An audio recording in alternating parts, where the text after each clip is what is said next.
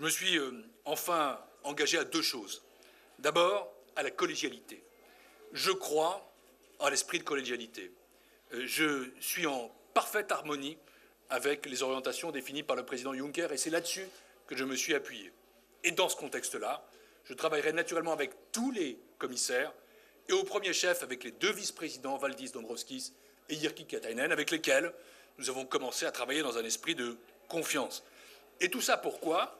Pour se battre pour la croissance, pour réparer les dégâts de la crise, pour lutter contre l'évasion fiscale, pour mettre en place la taxe sur les transactions financières, pour renforcer l'euro. Dernière chose, j'ai voulu affirmer ici une volonté absolue de travailler étroitement avec le Parlement européen. Un Parlement que je connais, j'en ai été 2 fois membre, dont 1 fois vice-président, un Parlement que je respecte, un Parlement dont je salue la maturité, un Parlement qui est, dans le cadre de la méthode communautaire, avec la Commission, un pilier essentiel pour la construction européenne. Voilà quels étaient mes messages. C'est maintenant au Parlement européen de me juger, de le faire non pas sur un préjugé, non pas sur une idée reçue ou préconçue, mais simplement sur mes engagements, sur mes mérites, sur mes réponses.